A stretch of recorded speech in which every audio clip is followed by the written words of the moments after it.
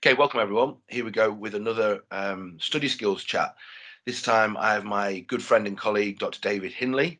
I'm going to embarrass Dave slightly. I worked with Dave in my second post. How long ago was that, Dave? Do you remember? It's got to be 10 years ago. Yeah, at least 10 years, I think, yeah. Yeah, and Dave took me under his wing as I took my first teaching post out of my PhD. And the reason I've got Dave on for this is that Dave has taught me basically how to teach students. A lot of the way that I interact with students, a lot of the way that I think about helping students has come from Dave's lead. And I think that hopefully today we can talk through a few key issues, which I've developed since working with Dave and now working with Dave again, and that he's been doing for how many years, Dave? How many years you've been teaching in HE? Over 20. Yeah. Okay. Excellent. So, do you just want to say a little bit about yourself, how you got into HE, what you do now, and a bit about your research as well? Kind of humbling comments to start with. I think we learn from each other, and we learn from all of our kind of colleagues, our kind of pedagogy, our coaches and students. In terms of how I got into HE, I guess as a kind of an undergraduate, I didn't do anything around sport or sociology. It was actually communication studies. And there was a module in the middle of that by actually a sports scholar, Jeff Hill, who ran an elective module, which was about the kind of sport media. And so it was almost kind of like by accident, I suddenly thought, actually, studying and learning about sport, but using an academic lens doesn't feel like work. It just kind of feels like enjoyment. This is really interesting. This is kind of enthralling. And so it all kind of cascaded really from then. So after I did my degree, I did an MA at Leicester in sociology of sport. And then I was fortunate enough to do a year up at Northumbria as a research assistant, basically helping busy lecturers that don't have enough time to do research. I was the kind of the person that would kind of just help them with a lot of the kind of data gathering. Right. And then I was fortunate enough to get a funded PhD at Loughborough University.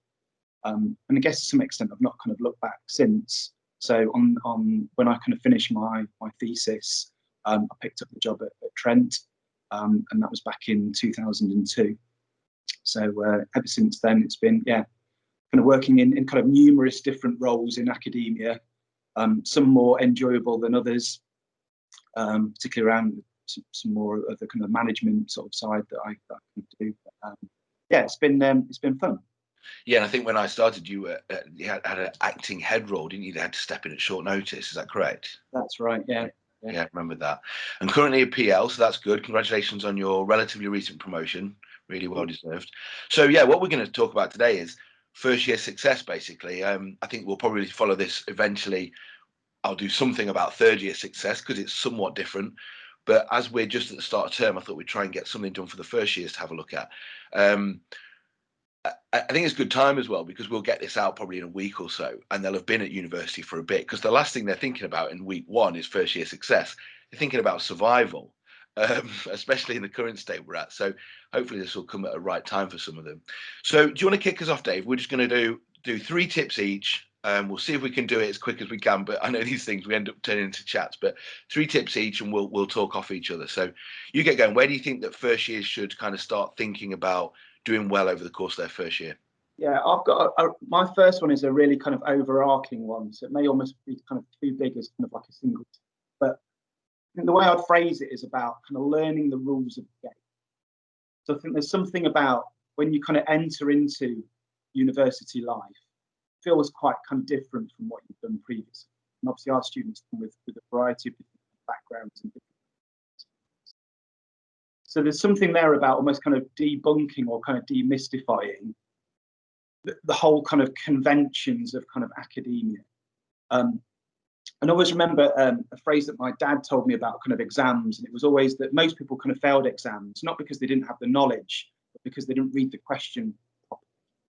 And I think there's something there about just the way that university kind of runs, the way that modules run, the way that assessments are kind of operate. There's something there about just kind of understanding that whole kind of process. Yeah. So that, you know, you are that kind of visible student that asks a question. that if you're unsure, that you seek some kind of clarity, that you know when a piece of work is going to be due in. You know if your course has got, I don't know, certain kind of, accreditation attached to it. You have to be in the lab X number of times. You kind of do those things. So I guess in a more mundane way, it's about jumping through hoops. You need to know which hoops you're going to jump through. And then once you know that, then you can kind of prioritize those things that you must do. And then you know the things that you kind of, you don't necessarily need to kind of sweat on so much. So there's something there about just the conventions, the rules, I'd say, rules of the game. Just as, you know, our students are interested in sport, you need to know the rules of the sport that you're playing in order to be successful at it. So there's something there just about the nuance and the conventions of being a student. Yeah, great start. I think, knowing the level, the playing field you're on, so you can play the game properly. Simple. There's a class dimension to this as well, as we see with some of our students from different backgrounds, students who have come, who are first member of their family to go to university. They just don't know. They don't know what they don't know. They don't know the rules yet. And also, there's sometimes students that are less likely to ask the question because they've perhaps been in a schooling environment where they weren't encouraged to ask those questions, or the teachers are set up as the enemy.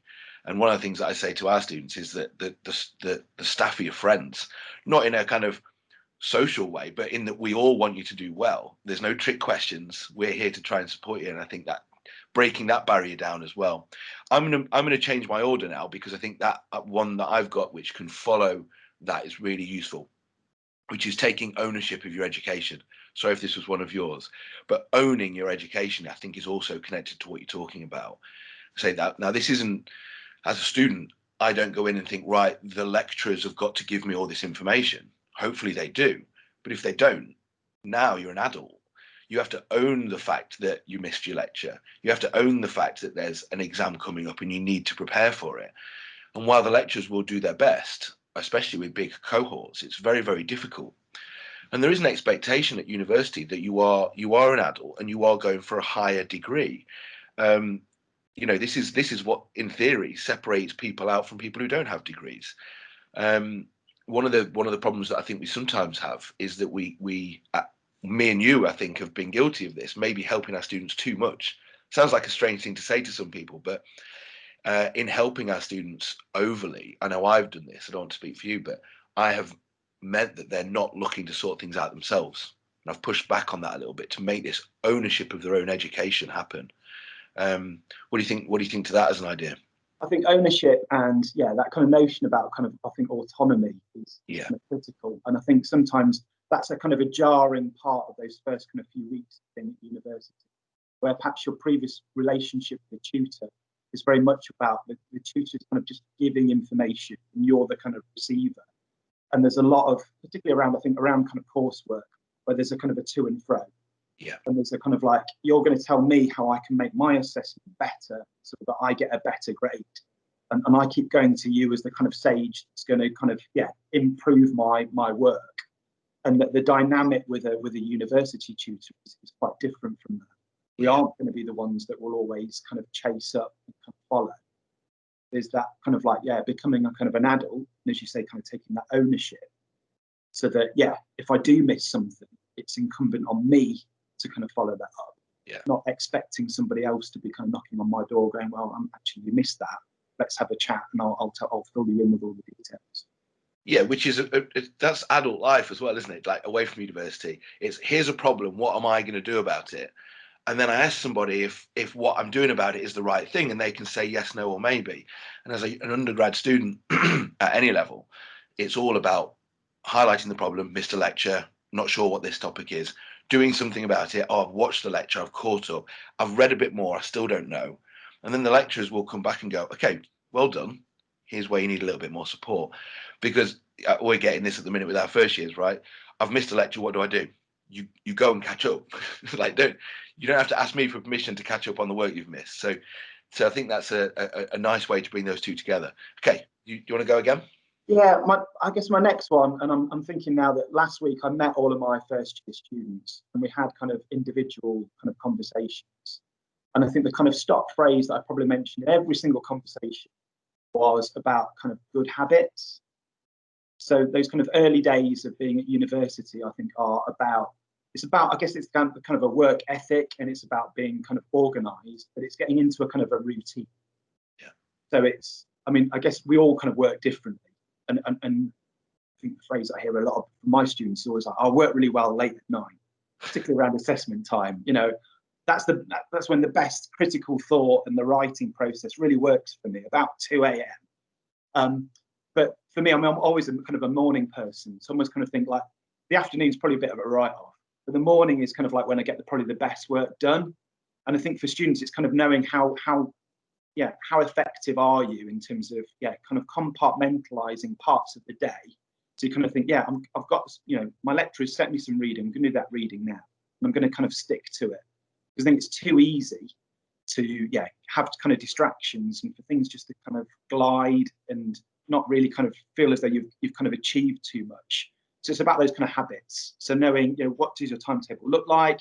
What do you need to do? How much prep is there for each of the sessions that you can turn up to? Yeah. Just getting into that good routine, almost like a bit of a kind of a diary, and think each day, what am I going to do? What am I going to tick off? Yeah. And that's one that I think we can be quite prescriptive with the students with sometimes. I with my dissertation students this year, I've said to them all, first task, download 10 papers. Second task, read 2 a day for 5 days and write 300 words on them. Like, okay, do that. Don't do more, don't do less, just do exactly that. And then after that 5 days, we can say, right, could you have done more? Could you have done, did you struggle? Do we need to support you in different ways? But that prescriptive start then can run on with, and it's about habit forming. So the other one that I connect to habit forming and routine is balance. So balance with doing this work that you've said, and I'm sometimes very prescriptive with this. Work in the morning, have a break, work in the afternoon, have a break, plan the next day. But after that, go and play five-a-side football, go and watch Netflix, go to the pub, go to the gym, do all the things, but do them after, so that you've got your work done, which has to be number one. But two, you've got your socialization, you've got your health and fitness, you've got your eating well, you've got your rest and relaxation, and the balance is hit. And sometimes, well, almost always, students find balance one way or the other out of whack. Either they don't have enough of the work time, or in the third year, maybe they have too much work time and they end up just sitting in the library, spinning their wheels, because they do 10 hours in the library. We know that no one can work for 10 hours, no matter how much you practiced it. And that kind of middle of the road, getting up most days and working and being fit and healthy most days, a kind of monotonous lifestyle is exactly what they need. But even within that, moderation requires moderation. So that means there's times when they take a full day off and they go and get drunk and they go to the university, they go to a nightclub, and then they wake up hungover and they go for a full English, and then they reset and start again. Of course, so that kind of balance is really needed. But as we know, some of them find the going to the nightclub and not getting work done happens too much, and then they start to fall backwards. So yeah, balance as well as routine, I think, is useful. Yeah, and I think very much related to that, I guess it's that kind of sense of kind of well-being. Yes. Around the kind of the network of people that they have around them to help them keep kind of grounded, that give them that kind of support when they kind of need it. Yeah. So that, you don't kind of veer too much one way or the other. Yeah. Okay, do you want to go for your last? Yeah, my third one, I guess, is more around how students kind of engage with kind of text and the kind of research. So I guess it's almost kind of learning how to read kind of in a kind of critical way. So it's not just kind of reading and kind of taking kind of copious notes. It's almost kind of investing a huge amount of time, but doesn't really kind of lead to anything particularly significant or useful. So it's kind of learning how your way around an academic text, how it's kind of structured, but what you might kind of glean from that actually you could probably do quite quickly. So it's about, I guess, about the kind of efficiency. How do you kind of read, and learn to kind of skim read and learn to kind of look out for the kind of the bits that you need, and to do that in a very kind of engaged kind of way, so that you can take very quickly from a refereed published kind of article, the key points that your lecturer is going to be looking for, rather than just kind of regurgitating kind of detail and kind of information. Yeah, so the key elements from the ideas. I thought you were going to go there with connected to that, the notion of sometimes just sitting and thinking on a piece as well. I think there's two ways we can engage on a piece, where we can draw out the really key information. Yes, that's such a skill, but at the other times, what does it really mean, especially in our area where we've got kind of a philosophical underpinning, which probably comes through a little bit stronger than some of our other disciplines that we teach in the university. What do these ideas mean in a bigger sense, and allowing yourself to sit and think on it? I think that's a key idea as well. Getting to the end of the day and only read one paper doesn't seem like a lot of work, but to have thought about it for a while and to relook at it. I mean, I know you must have got lost in papers in the past. I know I've got papers that I've read 4 or 5 times. Every time I go back to them, I'm like, oh, that's what that means, and the connections. And that's slow. That's slow learning. One of the only chances we get to do that is in university life. You know, first year, but all the way to PhD, we get to sit and ruminate on ideas, and it's such a great thing. And some people will look at that and say, oh, listen to these academics, like thinking about ideas instead of getting stuff done. We are getting stuff done. We're practicing critical thinking. I think that's where it goes back to that idea about being organized but having that balance. Yeah. So often, my kind of penny drop moments are normally not when I'm sat at a desk with a paper in front of me, but if I'm out for a run, or I'm kind of doing something, I'm just kind of, I don't know, staring into the countryside. And it's those kind of moments you kind of reflect and you start to think about things that actually, you start to make those connections. Yeah. Join the dots. I always think that's a subconscious thing, I try, and the way I imagine it, and I'm not a neurologist or a neuroscientist, but the way I imagine it is I do the reading in the day, and then I go and walk the dogs, or I go in the gym, or I go to the pub or whatever. And those 4 or 5 papers that I've read will mess around in the back of my head, and they'll do stuff. And I'm not thinking about it. They're being organised. And then lo and behold, what you just described happens. And all of a sudden, some clarity comes the next day. Now, you can't have, I always think about just loading my subconscious up so it can go and do some work for me while I'm getting something else done.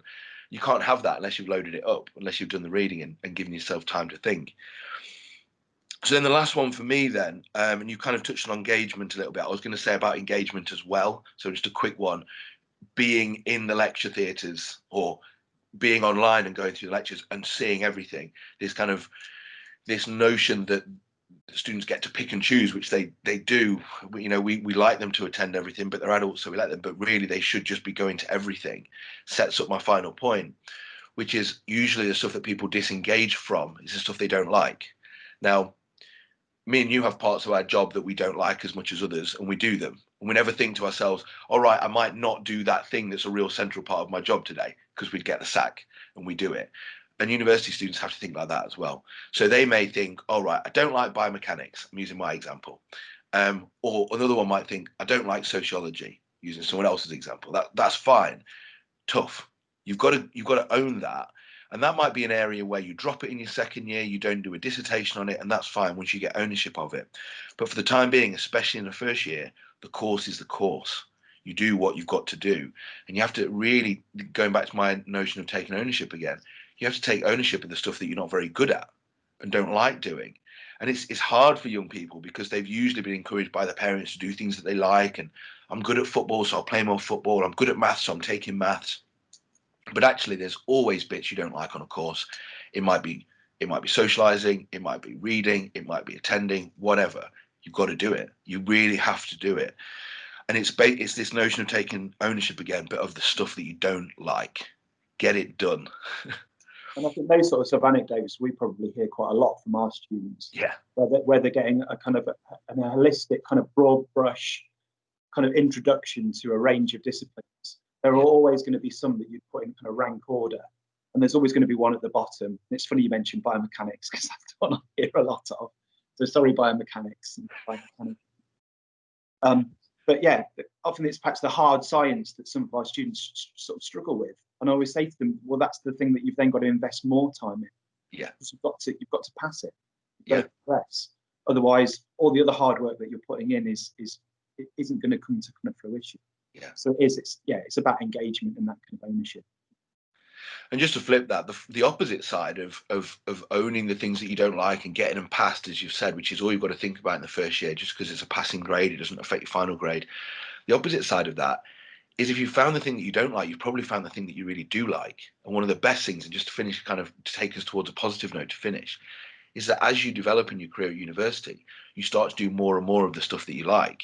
Even on a module like mine, which is a core module, so all our students have to do it, they can do their assessment on whatever they want. So it's topics that are led by me in some respect and about kind of issues that are happening in the world, but it's up to them what they do it on. Their dissertation is up to them what they do it on. They've got option choices. So the degree comes about what hopefully they have some sort of passion for and some sort of interest in and some sort of skill for.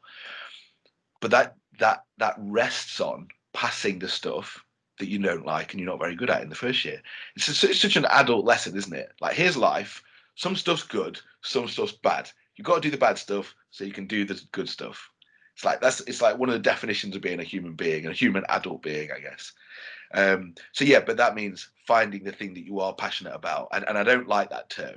I enjoy is the word I like the most. You know, find the topic you like reading about. Do you like reading about racism in sport? Great.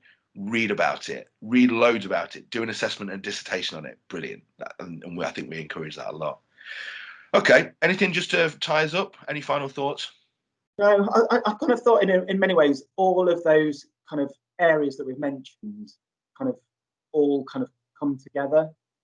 You know, the kind of ownership, the engagement, the habit forming. You know, in some ways it's a horrible phrase, and it's not rocket science. But how you kind of put all of those different jigsaw pieces together. Yeah. Yeah, and if there are any of our students watching that we teach, you can take all this forward. If there's students who are from different universities, I think most of the stuff that we said is pretty safe, and most academics will agree with us. But what you've always got to remember is that your academics who are teaching you, lecturing you, and grading you are the ones who will have the final say. So if they say something that disagrees with us, I'm not going to say they're wrong, but you probably need to follow what they say, regardless of how it shapes up with what we say. Okay, Dave. Thanks very much. I will probably see you on campus soon. Okay. See you later.